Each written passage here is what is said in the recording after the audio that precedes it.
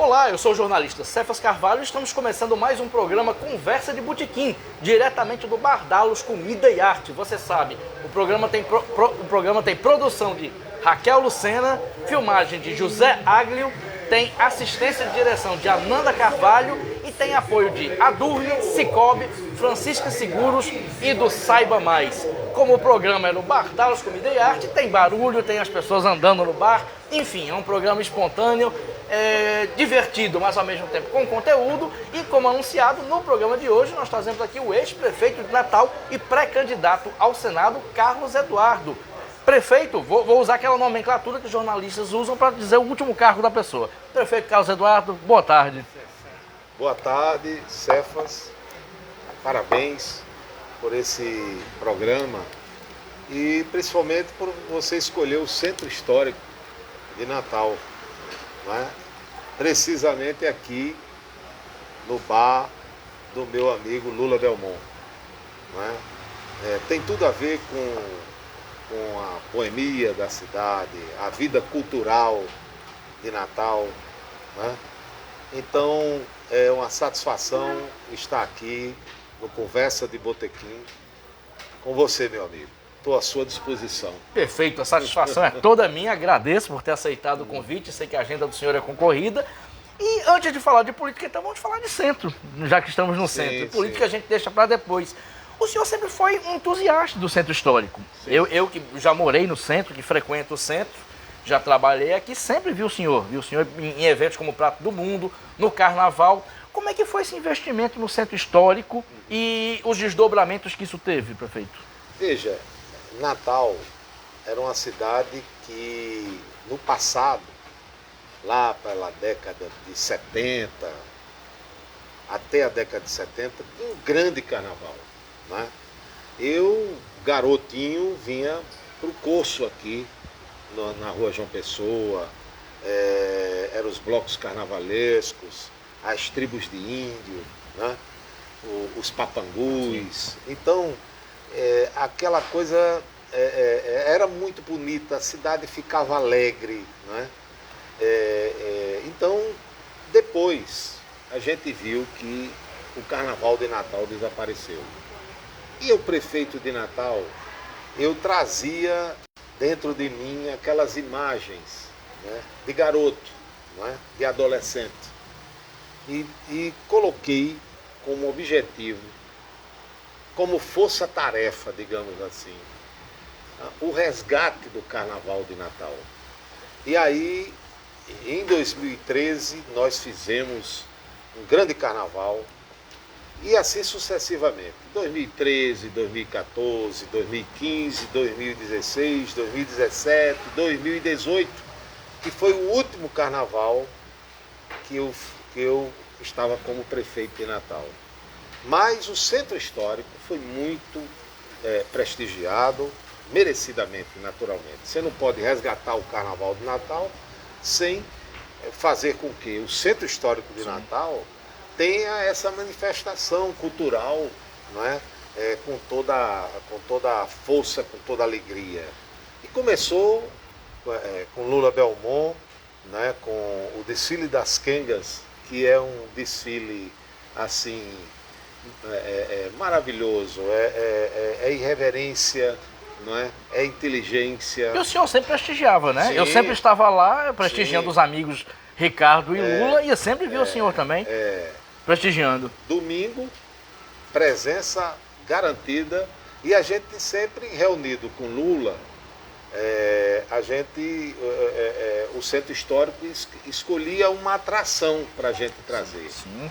Então a gente trouxe, por exemplo, Martinho da Vila, que foi um showzaço, né? Eu lembro. Teve Consuelo, dentre outros artistas que levantou a massa no Centro Histórico.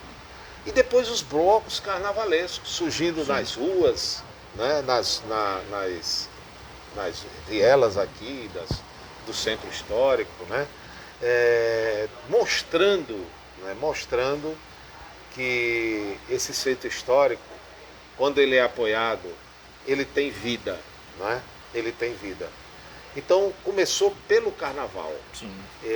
Tem aqui o bloco Galos dos Perturbados, sim, aqui, que é uma tradição, sim, dentre outros blocos, né, que eu participava, eu fazia questão como prefeito de participar efetivamente como um folião, sim, no meio dos carnavalescos. Né? O festival gastronômico, né, que aconteceu também, sim, aqui no Centro Histórico. Né? Enfim,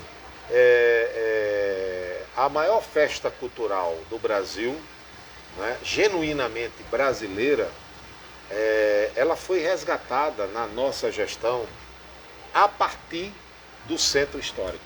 Porque o Carnaval de Natal, Cefas, ele acabou. Mas ele começou a nascer sem apoio, sem nada, com a festa do Lula Belmont. Concordo. Com o desfile das quengas. Não existia Carnaval e Natal, mas o desfile das quengas acontecia. E aquilo nos chamou a atenção. Lula sempre estava conosco na prefeitura, né? E revelou artistas maravilhosos. Sabe, a Jarita ela é artista em qualquer lugar do Brasil. Com certeza. Né? Talentosa, irreverente, inteligente, né? Momentos assim de muita alegria, de muitas risadas, de muita confraternização, música e dança, né? E o povo de Natal vinha, eram multidões aqui no Centro Histórico. Então é isso. Voltar aqui ao Centro Histórico, não é sempre uma satisfação, Cefas. Sobretudo estar aqui conversando com você.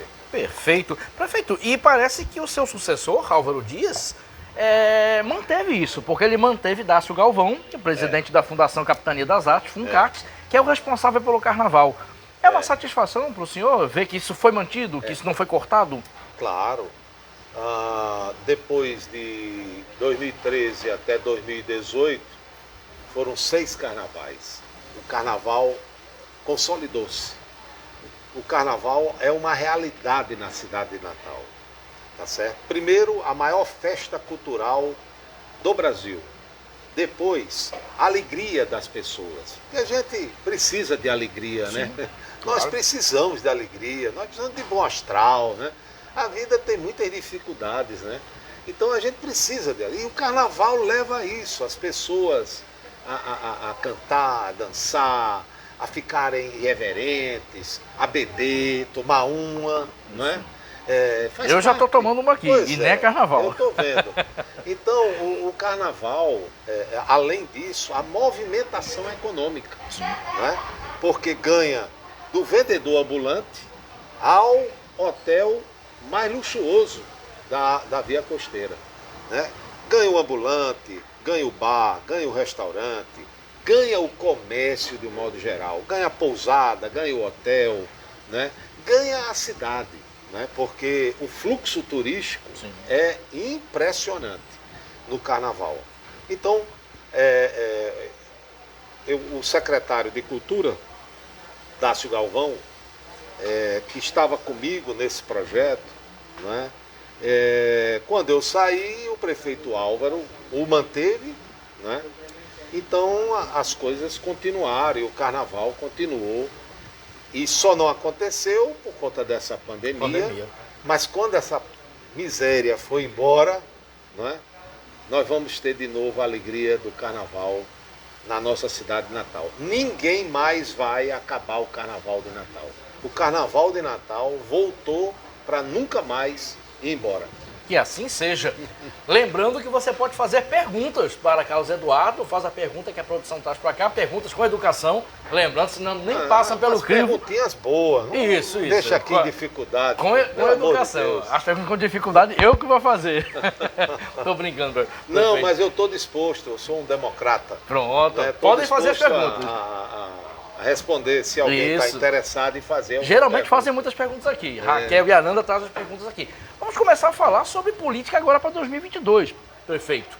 O senhor estava cotado e com boa aceitação nas pesquisas para ser candidato a governador.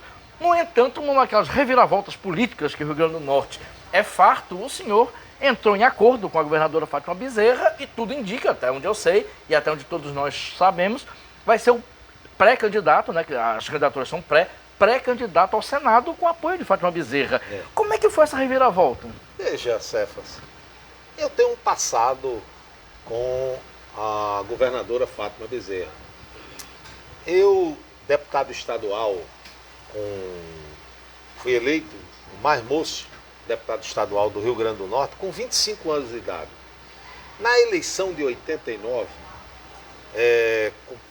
quando aconteceu a disputa entre Collor e Lula, eu que tinha votado em Ulisses Guimarães no primeiro turno, eu fui o único deputado da Assembleia Legislativa, dentre os 24 deputados, que apoiou Lula, e votamos em Lula.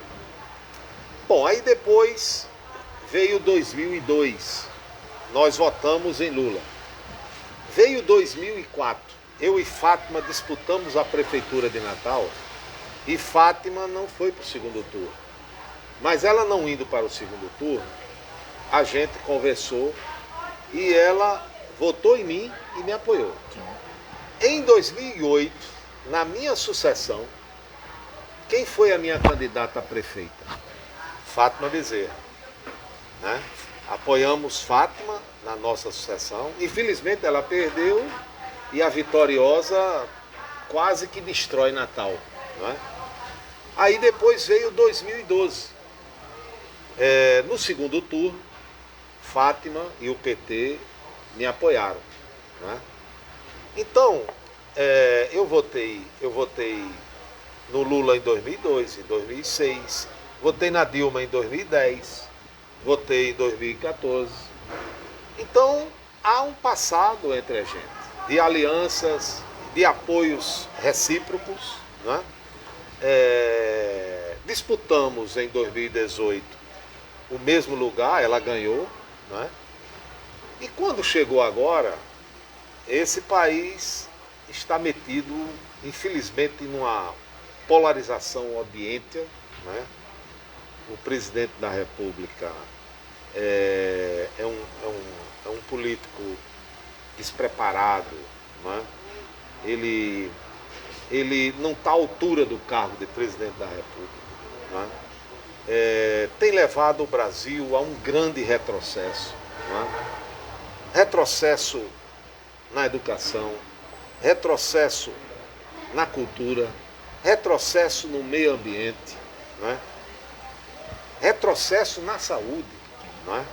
Essa pandemia, a pandemia do presidente Bolsonaro, eu não sei quem é pior.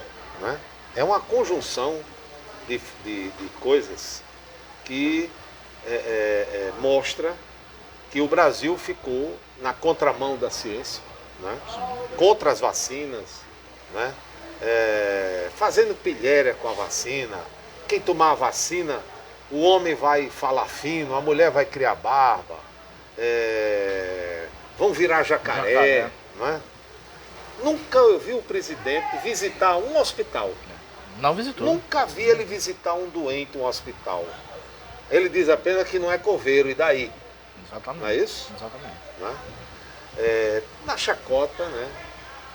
Eu, pelo menos, perdi parentes e perdi muitos amigos. Né? Estávamos até conversando isso antes. Exatamente. Os amigos que perdemos. Nós estamos de luto. Né? Sim. E nós somos sobreviventes. Exatamente. Tá certo? Nós somos sobreviventes. Eu perdi amigos de infância. Tá certo? Perdi amigos de longas datas. Mas a ciência está de parabéns, porque em 6 meses apareceram 4, 5 vacinas, graças à ciência. Né? E é por isso que provavelmente nós estamos aqui, Cefas, conversando sem máscara. Né? E vacinados com as 3 doses. Eu tomei 3 doses e já estou na fila da 4ª. Estou na fila da 4ª. Então, eu acho que eu e a governadora Fátima Bezerra nos reencontramos, conversamos exaustivamente, falamos do nosso passado de alianças, não é? Do nosso passado de correligionários, não é? E encontramos sintonia, não é? Encontramos sintonia e acabamos fazendo uma aliança onde ela vai ser a nossa candidata à reeleição, não é? E eu sou pré-candidato ao Senado. Essa é uma aliança que vai incluir vários partidos, não é? Ela está nas demarches, não é? Conversando, que é natural de um processo político dentro da democracia, mas vamos fazer um arco de alianças muito representativo sob o ponto de vista político e eleitoral, e vamos sim ganhar essas eleições. Se Deus quiser, com o apoio da população, nós vamos ganhar essas eleições. Prefeito, nesse arco de aliança já está certo o PSB, que até está realizando um congresso hoje, inclusive com a presença de vários deputados, está também o PV, o PROS, mas eu recordo que o MDB, dos seus primos Garibaldi e Walter, e Henrique, que está de saída do MDB, estava cotado para fazer parte desse arco de alianças. No entanto, uma parte da imprensa potiguar diz que o MDB já está com Ezequiel para formar chapa de oposição. Eu pergunto, o senhor dialoga com seus primos Garibaldi, Walter e Henrique? O senhor sabe de alguma coisa sobre o MDB poder fazer parte dessa aliança que o senhor e Fátima já estão? Veja, há mais de 20 anos atrás, eu fiz um manifesto rompendo com o MDB e declarando que a partir dali faria uma carreira solo, uma carreira independente. E assim tem sido feito, não é? Já disputei eleições contra eles e também já disputei num arco de aliança com eles. Essa condução das alianças políticas cabe à governadora, porque a governadora, pela função que exerce, ela naturalmente é a líder desse processo, não é? Então ela está fazendo o diálogo, está conversando com os partidos, tá certo? Inclusive com o MDB. E eu acredito que brevemente a governadora já vai anunciar as candidaturas e as alianças. Evidentemente que ela tem participado, a gente, das etapas que estão sendo concluídas, né? O PV é um partido maravilhoso, o vereador Milcley é um grande vereador. O PV já fechou, né? Já oficializou apoio ao senhor e à Fátima Bezerra. Já fechou.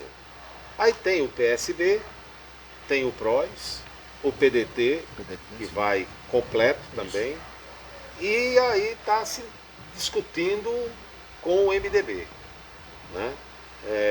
Mas é como eu lhe disse, esse processo quem está conduzindo é a governadora. A governadora, periodicamente, ela faz uma avaliação conosco, né?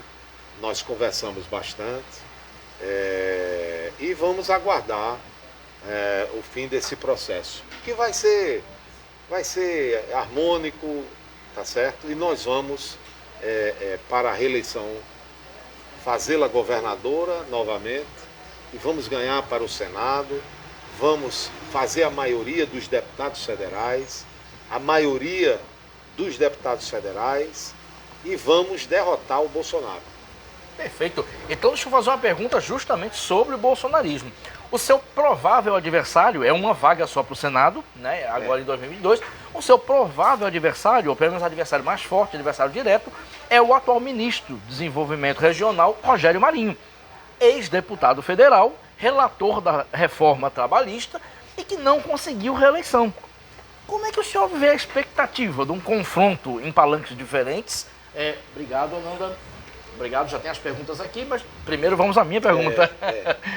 Como é que o senhor vê esse embate entre o senhor e Rogério Marinho para o Senado? Olha, hoje um popular me disse, se encontrou comigo e disse: prefeito, porque ainda sou identificado como prefeito, né? Disse, prefeito, o senhor vai enfrentar o 05. Aí eu disse, o 05? O que é isso? Disse, Bolsonaro tem o 01, 02, 03, 04. Esse é o 05. Né? E realmente, o meu adversário, Rogério Marinho, é da fina flor do bolsonarismo. Ali é a afinidade ideológica, né?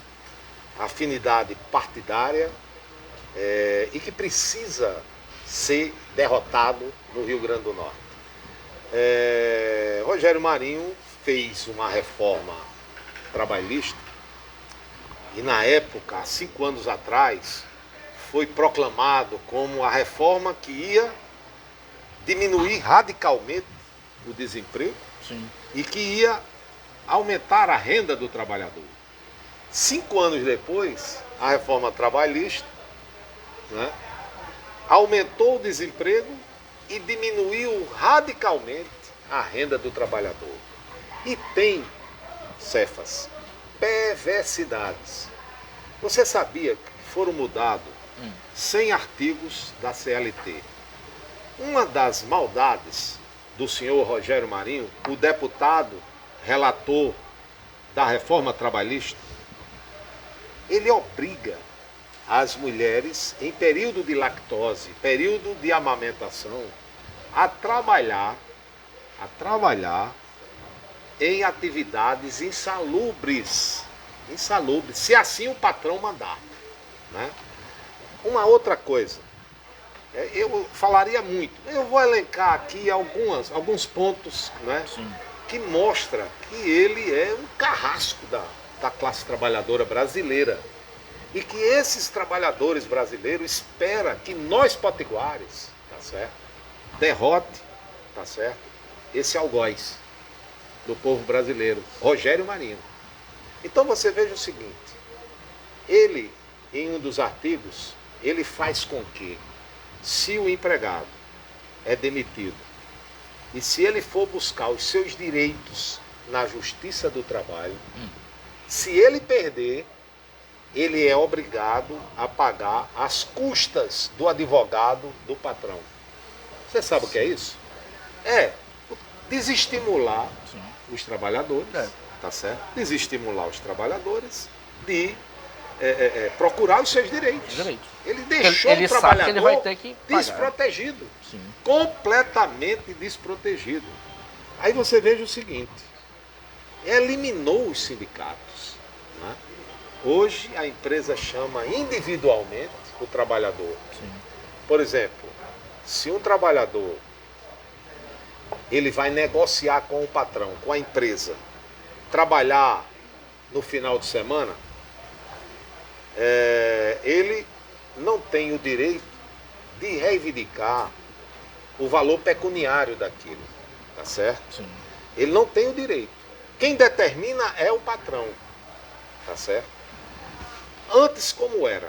Quem ia era o sindicato. O sindicato indo, o sindicato estava com 500 carteiras de trabalho, ou 1000, de acordo com a empresa. Né? Então, era difícil explorar o trabalhador, tá certo?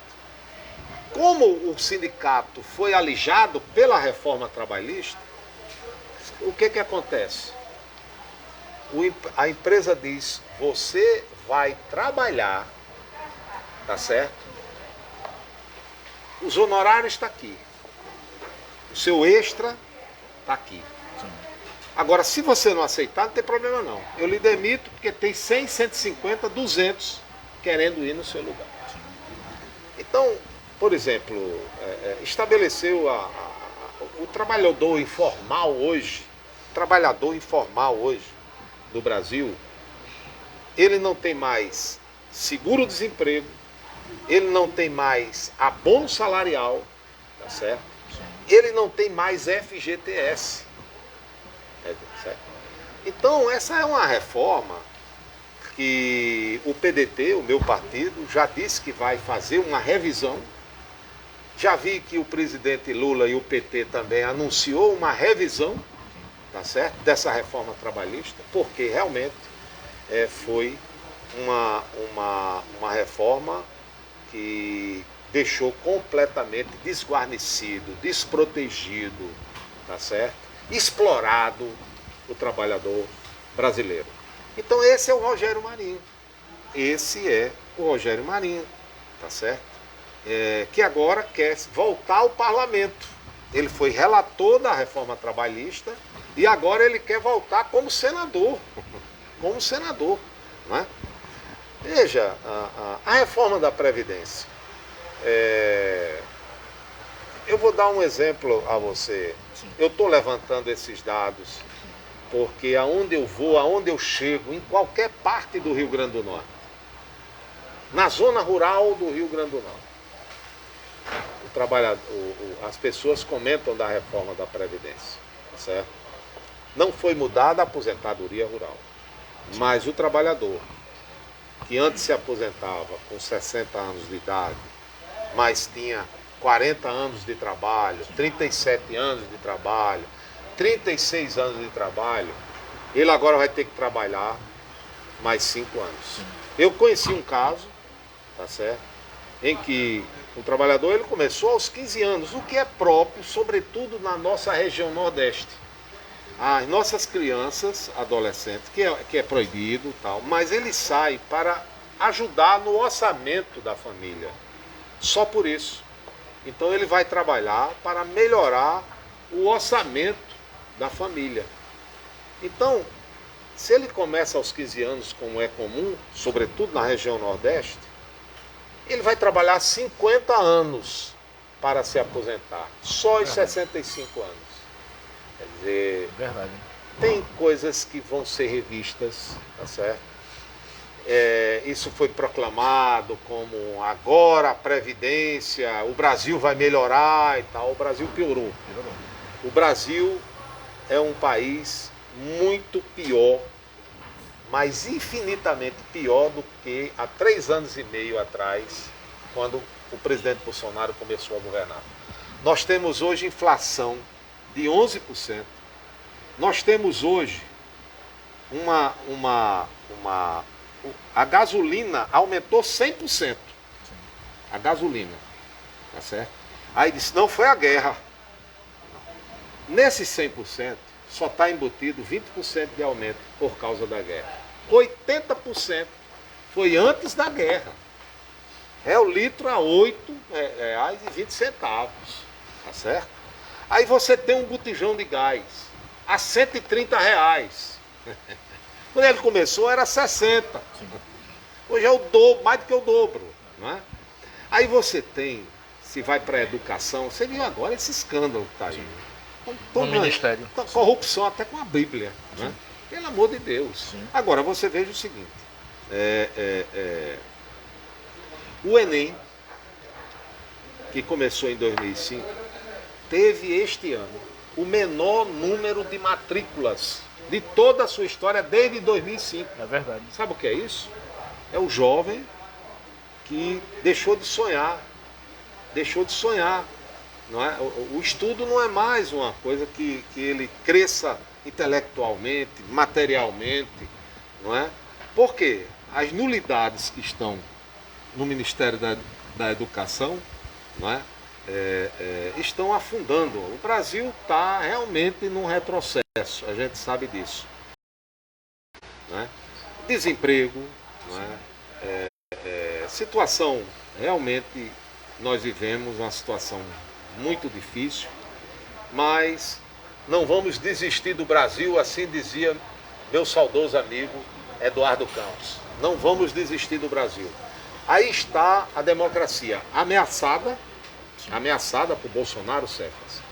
Não está longe o 7 de setembro, quando o Bolsonaro foi para a frente do quartel-general do Exército de Brasília. Sim. E os 6 seguidores com cartazes, pregando a volta da ditadura, pregando a volta do AI-5. E o fechamento do STF. Não, ele ordenou os caças das Forças Armadas dar rasante no Supremo para quebrar as vidraças do Supremo.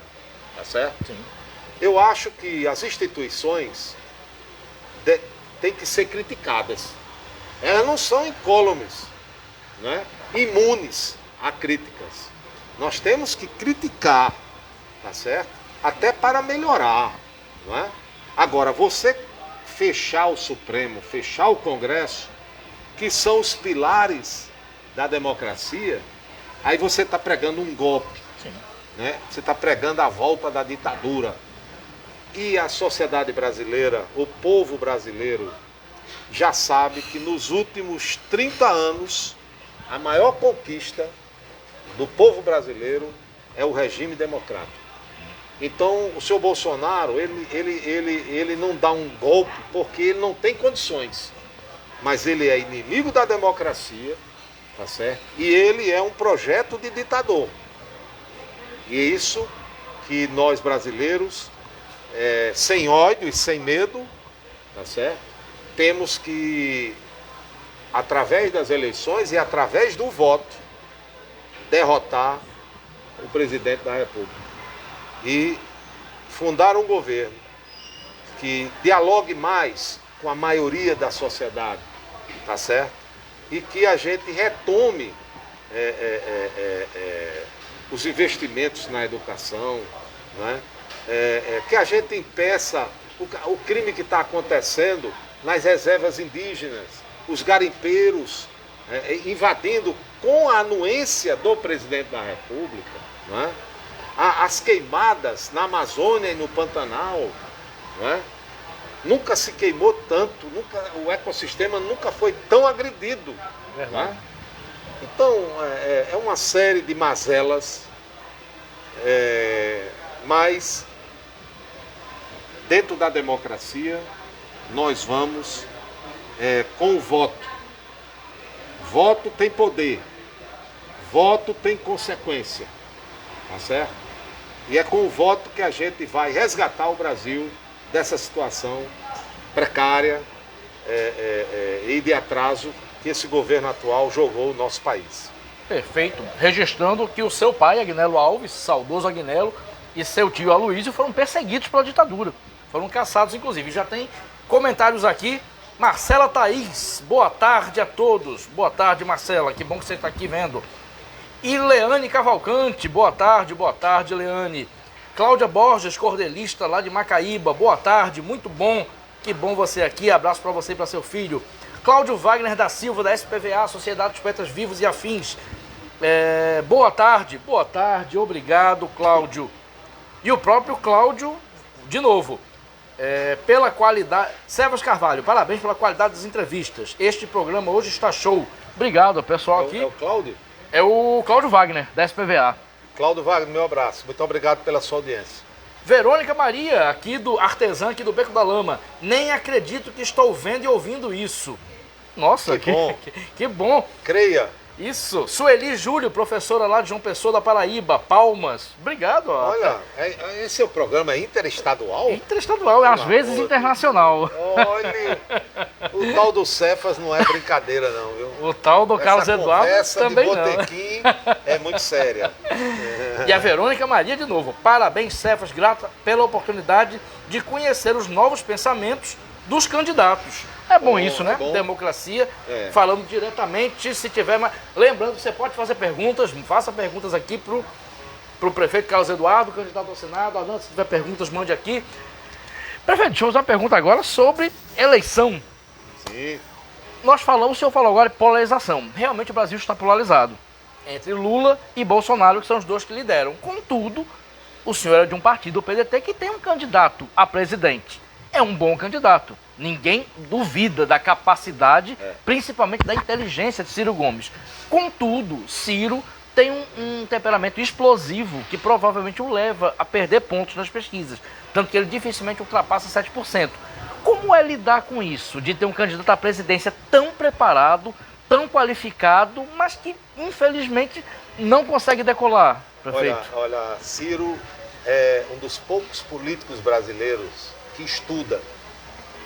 Ele fala com fundamentação, ele fala com propriedade, não é? Ele conhece o Brasil, ele tem uma biografia fantástica, né? Ele foi um grande prefeito de Fortaleza, foi um grande governador do Ceará, foi ministro na implantação, que ajudou a implantar o Plano Real. Sim.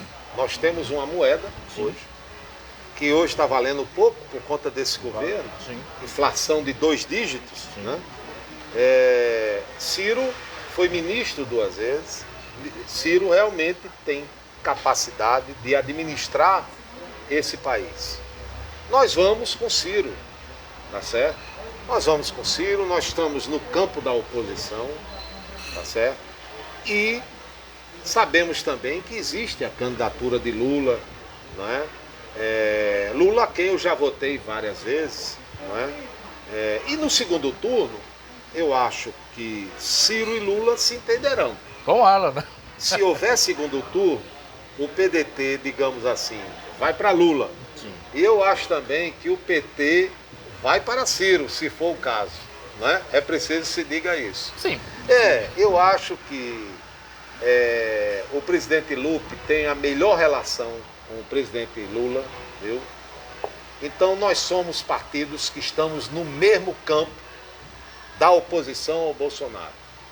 E nós só temos um compromisso: derrotar o Bolsonaro. Derrotar esse atraso que está aí no nosso país. Perfeito. Perfeito. Uma outra pergunta, outra e última pergunta sobre Ciro. Eu vi aquela entrevista que o senhor deu para o Balbúrdia do Saiba Mais e também a entrevista que o senhor deu para 98, para Thiago Rebolo. Uhum. E eu achei muito nobre, muito digno do senhor fazer uma autocrítica em relação ao seu voto em 2018. Sim. Eu acho isso muito interessante. Não parece que Ciro tem dificuldade em fazer autocrítica? Não parece que Ciro sempre procura um confronto, ao invés de fazer como o senhor fez? Como, por exemplo, eu ia até fazer uma brincadeira assim, juntar Ciro e Garibaldi, para ver se Garibaldi consegue acalmar Ciro. Dá uma média boa. Por que Ciro não consegue? O próprio Lula, às vezes, ele consegue. Lula consegue compor com quem apoiou o golpe contra Dilma. Por que Ciro, que o senhor conhece pessoalmente, de telefone, dialoga, não consegue controlar o temperamento dele, prefeito? Não, o Ciro, ele não faz revisão porque ele é candidato. Ele está com um projeto. Ele escreveu um livro que é uma proposta de governo para o Brasil. Né? Então ele é candidato, né? E ele está buscando, como todo candidato, a vitória. Né? De maneira que eu acho o seguinte, eu continuo achando o seguinte: quem vota no Ciro, quem vota no Lula, está fortalecendo a oposição. Né? E desta forma a gente está criando as condições de aumentar as nossas chances eleitorais e melhorar a nossa futura governabilidade. Tá certo? Então é isso. Aqui no Rio Grande do Norte vai repetir o Ceará. O Ceará, que é a terra do Ciro, o PDT vai dar o candidato a governador. E o PT vai dar o candidato a senador. No Rio Grande do Norte será o contrário. O PT vai dar o candidato ao governo, que é a candidata à reeleição de Fátima, a candidatura de reeleição de Fátima, e o PDT dará o candidato ao Senado. Né? Unindo, entrelaçando a oposição, porque o objetivo maior é derrotar esse governo que está aí. Certo. Prefeito, o senhor é candidato ao Senado, em caso de vitória, qual é o Senado que o senhor espera encontrar? Porque o Senado tem muita gente qualificada, mas ao mesmo tempo também tem senadores questionáveis, como por exemplo Jorge Cajuru, que vive se metendo em confusões e sem nenhum mérito, sem nenhum juízo de valor. O senador Stevenson, por exemplo, que grava vídeos meio absurdos. Então, assim, qual o Senado que tem tanta gente diferente? Qual é o Senado que o senhor, em caso de vitória, espera encontrar e como será seu raio de atuação nesse Senado? Olha, nós temos compromisso em revisar a reforma trabalhista do senhor Rogério Marinho, do relator Rogério Marinho. Nós temos compromisso em revisar a reforma previdenciária do ministro Rogério Marinho. Ele foi, antes do Ministério do Desenvolvimento Regional, ele era ministro da Previdência.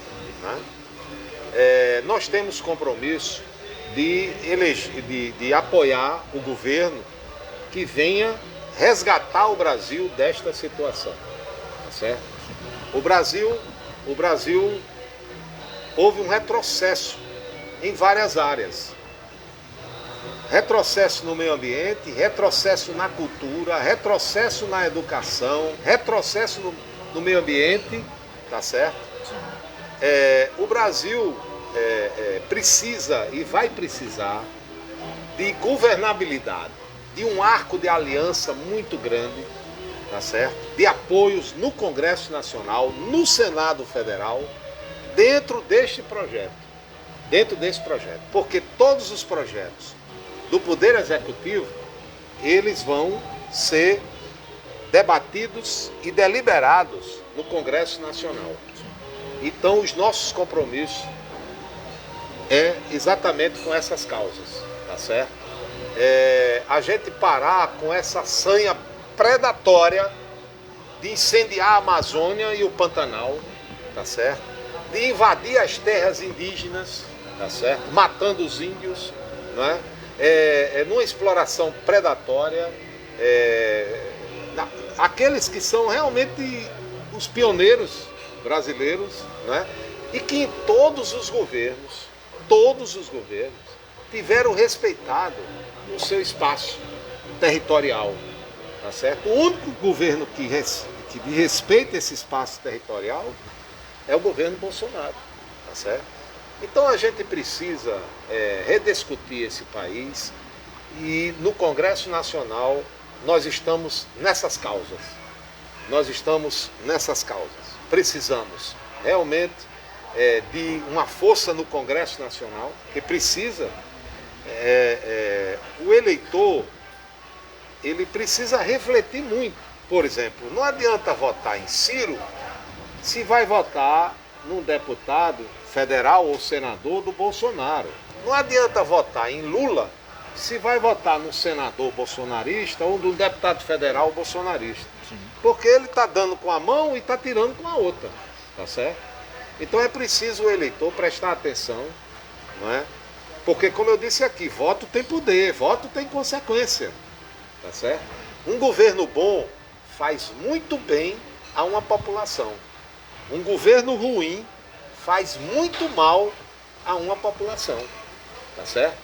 Então, esse governo, ele precisa do respaldo do Poder Legislativo. Esse governo precisa de parlamentares, de deputados federais e senadores sintonizados com o mesmo pensamento do governo para que a gente aprove os projetos e esse Brasil volte a buscar a sua felicidade. Perfeito. Daqui a pouco tem pergunta, porque eu estou vendo, mas deixa eu fazer a minha pergunta. Prefeito, o senhor está, pelo menos ao que dizem as pesquisas, o senhor está liderando para o Senado, o senhor tem imensa chance de se tornar senador. Chegar ao Senado era um sonho da saudosa Vilma de Faria, ex-governadora, que ela não conseguiu ser senadora. E o senhor, não vou dizer começou na carreira política, claro, o senhor começou como deputado federal, como o senhor falou, estadual, mais jovem. Mas o senhor acabou se atrelando a Vilma de Faria politicamente e ambos tiveram muito sucesso.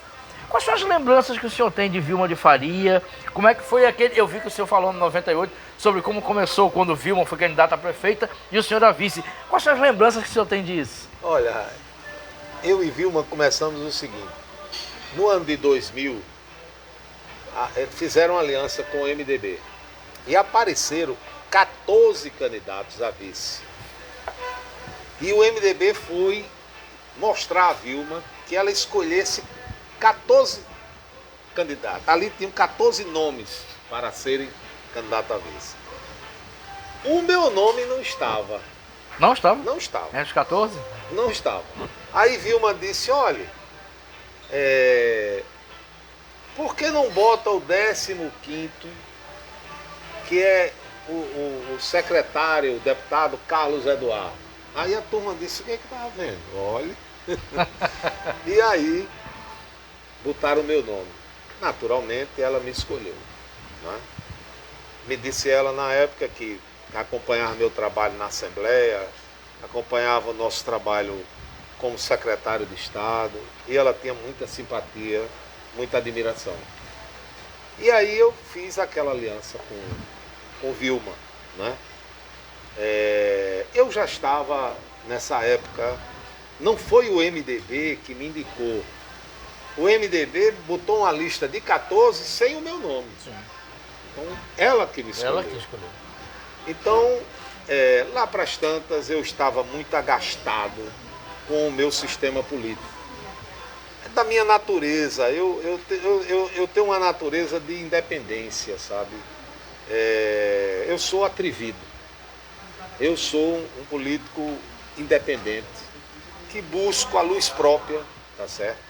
Eu penso, eu tenho opiniões próprias, tá certo? E isso conflitou com a minha família. Sim. Né? Num dado momento, eu disse, Vilma, eu quero fazer uma carreira solo. Eu vou deixar o meu sistema político. Aí ela disse, Carlos Eduardo, eu só quero lhe dizer uma coisa. Eu não saio da prefeitura. Eu não saio da prefeitura. Eu disse, eu não quero que você saia. Olha aqui, eu prefeito. Quero mais. Olha uma aqui, mordomia danada. Isso foi Lula Belmont que Foi mandou. Lula Belmont que mandou. Obrigado, Renata. Agradeça aí a cozinha, Ricardo Renata. Nelson, mais uma cerveja, por favor. Coisa boa. Um queijinho não faz mal não, né, prefeito? Da melhor qualidade. Deve ser de Caicó. Aí você fechou. Deu. Aí, Vilma, e eu realmente saí do meu sistema. E 3 meses depois, Vilma me chama e disse, Carlos, eu disse a você que não sairia, mas eu resolvi sair.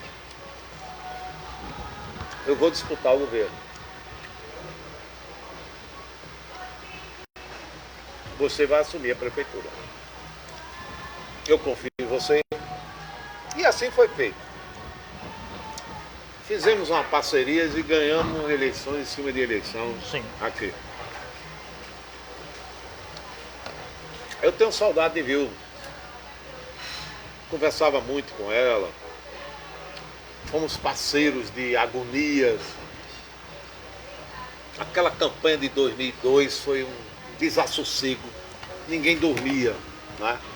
Obrigado, Ricardo. É o grande Ricardo. Um desassossego, momentos, idas e vindas, marchas e contramarchas, muita angústia, mas também muita realização, muita felicidade, muitas vitórias. Muitas vitórias. Muitas vitórias. E hoje eu tenho saudade de Vilma. Ela tivesse aí hoje, a gente tava batendo muita conversa, viu? A gente tava... Mas é isso. Ficou uma saudade boa. Perfeito. Por falar em saudade, o senhor sabe, eu trabalhei muitos anos no Potiguar Notícias, de Parnamirim, do saudoso Pinto Júnior. Saudoso Pinto Júnior. Grande amigo que a Covid levou, né, que está nos assistindo em algum lugar melhor que aqui. Por trabalhar em Parnamirim, eu entrevistei o saudoso prefeito de Parnamirim, Agnello Alves, seu pai. Agnello era uma raposa política, um estrategista político. Como é que é a sua saudade de Agnello? Você lembra das conversas com ele? Você pensa o que é que Agnello diria em relação a isso, ou pensaria em relação a isso? Como é isso, Carlos? Olha, papai era um autodidata. Papai foi tuberculoso dos 16 anos até os 25 anos. Ao ponto dele ter que deixar os bancos escolares e vivia periodicamente nos hospitais. E aí ele tinha uma curiosidade intelectual muito grande. Papai era um leitor compulsivo. Era um leitor compulsivo. E doente, não podia brincar, não podia estudar. Então ele se entregou aos livros. Virou um grande leitor. E despertou a veia jornalística, igual do irmão dele, Aloysio Alves, né? Que era jornalista, fundou a Tribuna do Norte. Sim. Né? E papai quando ficou bom da tuberculose, 10 anos depois, não cabia mais ele voltar para os bancos escolares, porque a turma dele já estava se formando. Sim. Mas ele era um intelectual, ele escrevia com muita facilidade. E aí foi trabalhar na Tribuna. O irmão dele, Aloysio Alves, meu tio, viu que ele era uma grande vocação jornalística, um grande talento jornalístico, escrevia com muita facilidade. Papai, de uma sentada, ele redigia 50 linhas, com começo, meio e fim. E aí, Aloysio, deputado federal, levou ele para o Rio de Janeiro. E ele trabalhou nos maiores jornais do Rio de Janeiro. O Rio de Janeiro, na década de 50, você veja como era pulsante, efervescente a vida cultural do Rio de Janeiro. Que era a capital federal. Capital federal. Isso, Brasília não tinha sido construída ainda. A capital federal. Você sabia, Cefas, que o Rio de Janeiro, na década de 50, tinha 25 jornais, para você ter uma ideia, entre matutinos, vespertinos 25? e noturnos. 25 jornais na capital federal. Papai trabalhava na Tribuna da Imprensa, no Jornal do Brasil. Quando eu nasci, que sou o segundo filho, aí ele teve que melhorar o orçamento da casa. Então papai trabalhava na Tribuna da Imprensa à tarde, de manhã no Correio da Manhã e à noite no Jornal do Brasil. Chegou a trabalhar em 3 jornais. 3 jornais. Depois que eu nasci, né? Então, Aloysio se elegeu governador e papai tinha uma capacidade intelectual com muita profundidade, né? Papai e uma inteligência, um tirocínio político, né? Um articulador político, passou 10 anos na capital federal, né, nos jornais, convivendo com os políticos no Congresso Nacional. Seu pai foi senador. Cargo depois, que o senhor concorre. Isso, muitos anos depois, isso. Então, papai, lá em casa, desde cedo, a política era no café, no almoço e no jantar. Inclusive no final de semana. Lá, nós somos 3 irmãos. Meus 2 irmãos são antipolíticos. Se você botar um microfone na frente de qualquer um dos 2 meus irmãos, ele lhe processa por bullying. Não querem saber. Mas eu, que sou o filho do meio, né, se botar o microfone, eu vou... Não tem pastor protestante que chegue perto de mim. Não tem pastor para eu falo. Então vamos falar aqui até 10 da noite. Papai gostava muito. Papai já notava isso, eu criança. E eu acompanhava ele. Ele me levava. Ele sabia que eu gostava. Meus 2 irmãos ficavam em casa. O filho do meio, ele levava. Esse menino vai ser. Esse menino vai ser político. Bom, então eu tive muita convivência com o papai, política. Acompanhei muito todos os passos da vida dele, né? Papai morreu dia 21 de junho de 2015. Virou uma grande saudade. Virou uma grande saudade. Às vezes eu tô com dúvidas, às vezes eu tô assim, angustiado por uma decisão, e eu me lembro sempre de papai. Aí você se pergunta assim, o que é que papai faria ou diria? O que ele me diria? Porque eu sempre fui muito audacioso, eu sempre tive personalidade, eu sempre tive as minhas próprias opiniões, tá certo? E ele respeitava isso. Brigava, mas respeitava. E eu não abria. Mas a gente sempre tinha, né, um bom diálogo. Enfim, é uma grande saudade. E vai ser assim até o meu último dia de vida na Terra. Faz parte Faz parte. do processo. É muito amigo do seu pai. Isso, Zé Luiz, isso. né? O papai gostava muito Ambos. de Agnello. Seu pai, papai dizia que era uma das maiores inteligências do Rio Grande do Norte. O seu pai, Zé Luiz. Os dois devem estar assistindo a esse programa em algum lugar. E batendo papo. Olha aqueles dois pivetes, olha lá. Cresceram. Com certeza. Nossa, mais perguntas e comentários. Tem mais? Se tiver mais, traga. Verônica Maria de novo, boa pergunta. Agora eu já não sei qual é a pergunta, o timing já foi. Lula Belmont, Lula estava aqui, mas comentou. Joia, tá certo. Rovane Bezerra, Rovane aqui. Rovane, minha amiga de infância. Isso, querido amigo Carlos Eduardo, lhe admiro pela sua independência, porém algumas vezes tive que aceitar decisões contrárias às suas, mas lhe desejo todo sucesso. Olha. Rovane é minha amiga de infância quase, desde os 10, 12 anos, pela vida inteira, né? Rovane é uma pessoa maravilhosa, uma pessoa que, pelos méritos dela, ela venceu na vida, ela se formou, é odontóloga, né? Trabalhou muito comigo, eu levei ela para o Norte Mari, lá na Ribeira, e logo ela chegou, ela é simpática, conquistou a todos. Boa profissional, eu gosto muito de Rovane. Eu sempre acompanho ela nas redes sociais. Eu sempre dou a minha marca, porque eu gosto muito dela. Perfeito. Um beijo, Rovane. Beijo, Rovane. Temos mais perguntas? Não temos. E o tempo do programa está chegando ao fim.